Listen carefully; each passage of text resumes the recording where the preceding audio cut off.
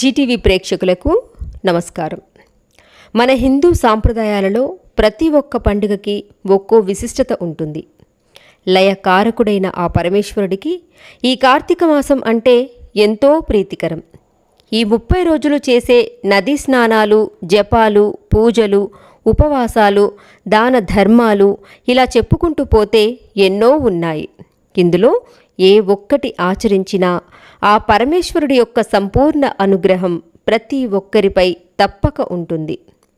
కార్తీక మాసంలో ప్రతినిత్యం ఆచరించవలసిన విధులు. ఈ 21వ రోజు షష్ఠి. ఈరోజు గ్రామ దేవతలను పూజించవలను. పంటితో తినే పదార్థాలను తినరాదు. ఉసిరి తీసుకోరాదు. ఈరోజు మీ శక్తి కొలది సమస్త దానాలు చేయవచ్చును. ఈ కార్తీక మాసంలో కార్తీక పురాణాన్ని పఠించినా విన్నా ఎన్నో శుభ ఫలితాలు కలుగుతాయి. అందుకని మనము ఆ కథను విని తరిద్దాం. కార్తీక పురాణం 21వ అధ్యాయం, సామంతుల చేతిలో ఓడి గెలిచిన పురంజయుడు. ఇప్పుడు తెలుసుకుందాం. పురంజయుడికి సామంతులకు మధ్య యుద్ధం భయంకరంగా కొనసాగుతుంది. రణక్షేత్రం అంతా తలలు తెగిన మొండెములు, గుర్రాలు, ఏనుగులు, కళేబరాలతో, హాహాకారాలతో నిండిపోవడంతో చూడడానికి రుద్రభూమిలాగా ఉంది.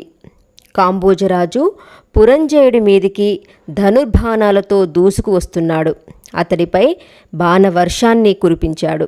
పురంజయుడు వేసిన బాణాలను కాంబోజరాజు ఒడిసి పట్టుకొని తిరిగి వాటినే అతడిపై ప్రయోగిస్తున్నాడు.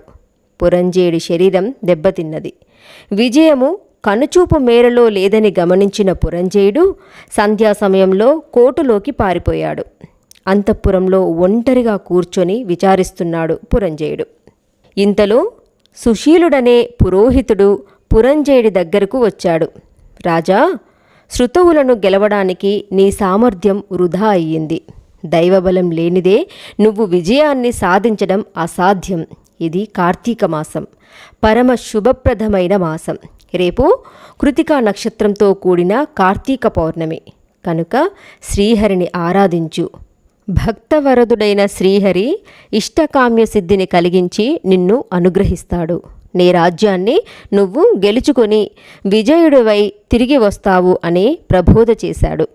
ఆ మరునాడు ప్రాతకాలంలోనే నదీ స్నానం చేసి దీపారాధన చేసి షోడశోపచారాలతో శ్రీహరిని పూజించాడు పురంజయుడు. వేద విధులైన బ్రాహ్మణులకు దాన ధర్మాలు చేసి అంతఃపురానికి బయలుదేరాడు. ఆ సమయంలోనే మెడ నిండా తులసిమాలలు, నుదుటిపైన భుజాల మీద విష్ణు నామాలను ధరించిన ఒక వృద్ధ బ్రాహ్మణుడు ఎదురయ్యాడు. అతడు పురంజయుడితో, మహారాజా, నువ్వేమీ విచారించకు. నీ సైన్యాన్ని కూడదీసుకొని నీ శత్రువులను ఎదిరించు. విజయంను పొంది వర్ధిల్లుతావు. నీ రాజ్యం నీకు తప్పక లభిస్తుంది అని ఆశీర్వదించి అదృశ్యమైనాడు. ఆ తర్వాత పురంజయుడు ధైర్యోత్సాహాలను కూడగట్టుకొని యుద్ధం చేసి శత్రురాజులను చిత్తుచిత్తుగా ఓడించాడు. విజయలక్ష్మిని వరించాడు.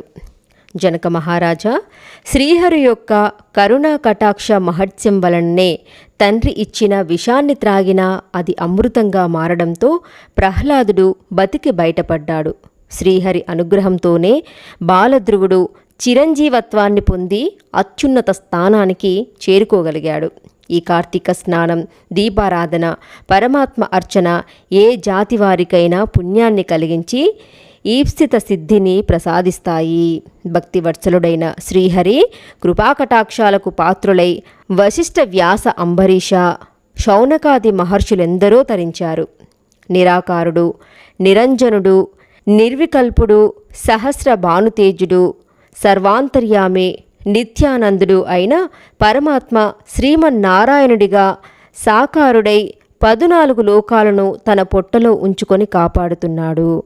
అటువంటి శ్రీమన్నారాయణుని కృపాకటాక్షాది వీక్షణాలు కలగడం, అతడి అనుగ్రహానికి పాత్రులం కావడం కంటే గొప్పది మరొకటి ఏదీ లేదని రాజర్షికి బ్రహ్మర్షి వశిష్ఠుడు శ్రీహరి యొక్క కార్తీక మాస ఔన్నత్య మహత్యాలను పరిపరి విధాల వివరించి అనుగ్రహించాడు. 21వ రోజు పారాయణం సమాప్తం. ఈ వీడియో కనుక మీకు నచ్చినట్లయితే లైక్ చేయండి, షేర్ చేయండి. మరిన్ని ఆధ్యాత్మిక విషయాల కోసం మా ఛానల్ని సబ్స్క్రైబ్ చేయడం మర్చిపోకండి. సర్వే జన సుఖినో భవంతు.